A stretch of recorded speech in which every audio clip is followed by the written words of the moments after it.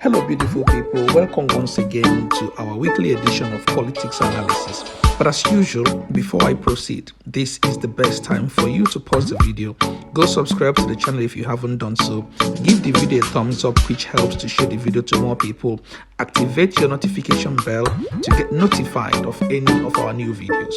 Thank you. Now, let's get into it. I would like you guys to watch the video, as I do not want to form your opinion for you. But after the video, when you must have formed your opinions, then I would give my analysis and what I think about this video. So go ahead, sit back, get a cup of tea if you want, just watch it, pay attention to the responses, what the issue is, and then I'll come back to analyze. Thank you. Petitions Tribunal began hearing petitions on Monday. Nigerians and leaders of thought have shared different opinions on the petitions filed by various opposition parties and their candidates, challenging the victory of Bola Ahmed Tinubu as winner of the elections, while the Ooni of Ife, Adeyeye Ogunwusi Ojoja II, has appealed to supporters of the main opposition parties, the People's Democratic Party and the Labour Party, to sheath their swords ahead of the inauguration day. The monarch urged various party supporters to forget about the past and work with the president-elect, Bola Ahmed Tinubu, stating that regardless of their candidate of choice, all hands must be on deck to put Nigeria on the right path to greatness because the elections are over. While the Ooni made the comment while hosting a high delegation sent by Kenyan President William Ruto in Lagos. Dr. Abatti, before I take my reactions, I would love your comment on this story because, I mean, you know, only recently also the Kenyan president as well endorsed Bola Ahmed Tinubu. I guess this is the result of that visit. But a lot of Twitter users have, you know, I don't know if to use the word condemn his comment, because obviously the petitions are on the way, very expensive petitions. And I mean, how do you say the elections are over?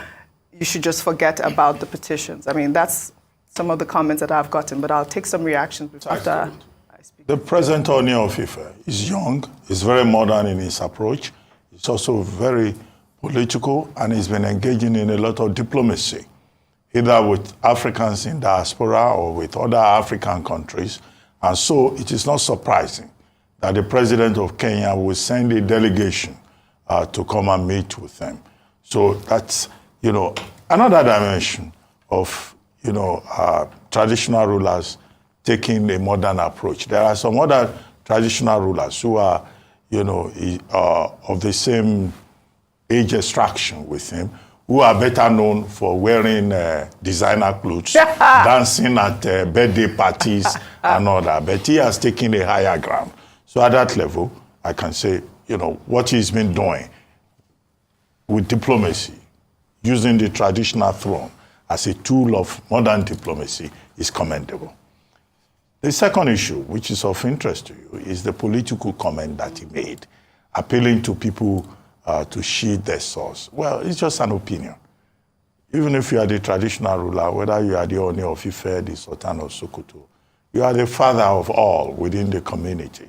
You can express your opinion, you can advise people, you can say, you know, what you want to say. It doesn't mean that it is binding on people. But what he has said is appealing for unity. He's saying, look, let us support Asiwaju Bola Ahmed Tinubu now that he's the president-elect. That's what he is supposed to say as a traditional ruler, as a father of many. He's not supposed to go and say, oh, go and fight, go and cause problems. That would be a wrong thing. So he said the right thing there. What he has said is politically correct. So it is up to the people who also have their own right to go to the tribunal, to go there. So even if he tells them, oh, well, sheath your swords and all that, it's immaterial. There is a process that is already in place. The Labour Party is there, the APM is there, the PDP is there, the court has started sitting. That process will continue.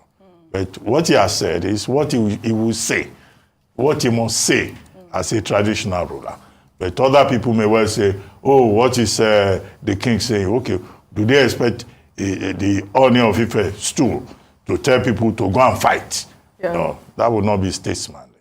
Forget the past and move on, says the Ooni of Ife. And that is exactly what is wrong in this country, and how elders put themselves in positions to be disrespected. That is in my opinion. But let me start with the comments of Mr Abatti, the APC representative at Arise News. In his opinion, the Ooni said what he must say. Dear Mr. Abatti, in my opinion, he, the Ooni, did not have to tell people to go and fight, assuming that is the only thing that you can think about the king should have said. What about a statesman's statement, understanding that there is an issue of that magnitude in the country? What about telling people to calm down and wait for the court and the judiciary to decide? What about that? Don't you think that that will calm nerves? But you know one thing I do like? I think for some reason OG understands that Abatti's opinion, it's very, very well unaccepted by so many Nigerians. Hence, OG, before reading the comments on social media, not giving Mr Abatti an insight into what people's opinion are, OG allowed him to speak first. That goes to show you that even his colleagues understand that this man is a completely biased human being, a man that is not supposed to be in that position analyzing things. But it's okay. We all see what he does. Everybody understands what is going on. But then what you're going to see differently is the comments by Ayo and Rufai on the same issue. I'll leave you guys to listen to that as well, and then we'll come back and analyze that. But I would also ask you, leave a comment of what you think about Mr Abatti's position in the comment section, about what Ooni's comment also means to you. Leave that in the comment section, and then we'll discuss it there. Personally, I think that the king was absolutely wrong in his assertion. Imagine the Ooni of Ife being in position where two people in his ward come in with an issue where one is a thief that's gone into the other person's compound, stole what belongs to him, and then the case is before the Ooni, and then all that the Ooni could tell the person whose property was stolen is, you know what, your property has been stolen already, that's fine, all you need to do is just to forget about the past and live in peace with the man that stole what belongs to you. And that is the best solution that the king or the Ooni could offer. I think that is just ridiculous. And how would you expect your words to respect you if that is the kind of judgment, biased judgment, that a highly placed king could offer to people who have been wronged? I think, in my opinion, that is just not acceptable. That goes to show you that people in our society have lost what it is to be leaders. I'll read this tweet from Professor who wrote, Ooni of Ife once encouraged Nigerian youths to work together to achieve a new Nigeria.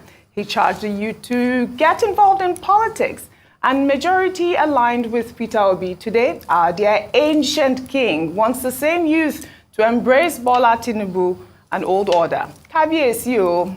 Well, D wrote, kings shouldn't be partisan. Why don't you advise everyone to follow due process rather than asking them to forget?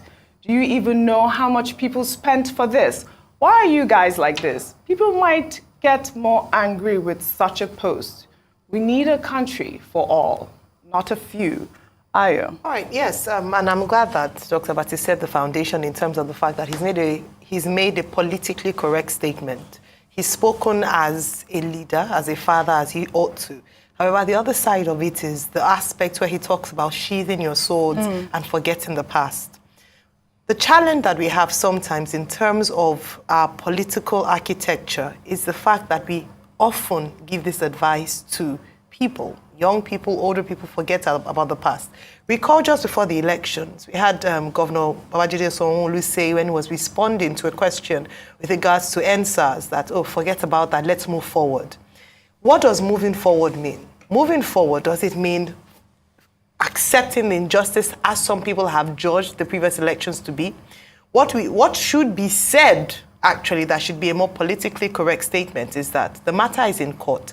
We hope that justice will be served. Correct. And we're looking on the judiciary to ensure that this Correct. happens. And so that's what we're looking forward to, because he's young. He's a symbol of hope for many young people in Nigeria. Yeah. And he should be seen as being fair across board and wanting the best of the nation, such that we do not promote what people feel as being aggrieved, and we don't downplay the role of the rule of law, especially if people are seeking redress in court. Back, to what was said before as regards his speech.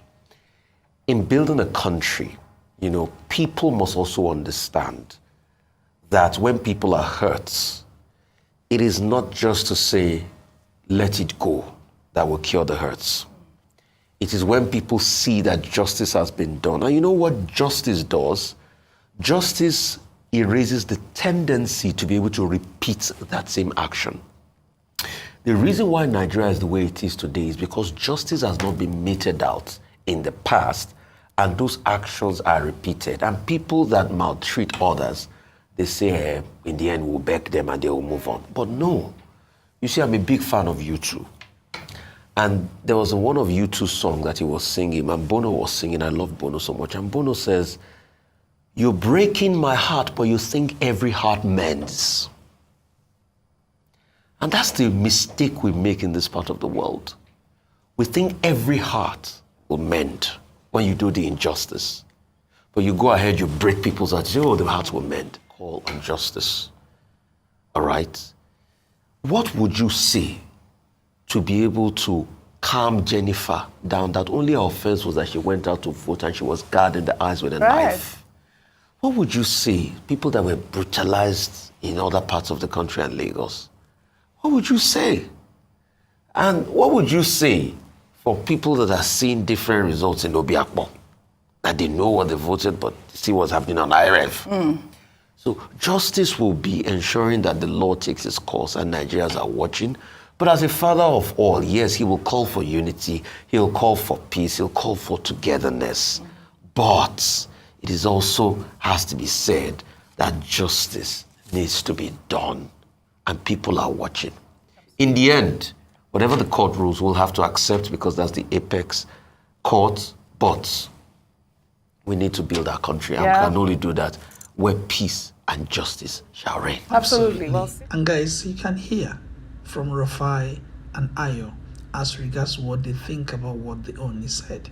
And that is absolutely brilliant and very objective, as opposed to Mr. Abatti and the nonsense he was chatting about. I mean, to be honest with you, you cannot live in a country where people will see the truth and they will bend it, and they would never say the truth for either ethnic affiliation reasons or just outright bigotry. I mean, it is a shame. But anyway, there you are. I would like to know what you think about the video you've just watched and the opinions that's been given. Please do leave a comment in the comment section, and also give this video a like, thumbs up, and with that more people would get to see that. And once again, I would ask that you subscribe to our YouTube channel, also activate the notification bell so that when we post new videos you would also be notified. And with that, from here it's goodbye. Thank you.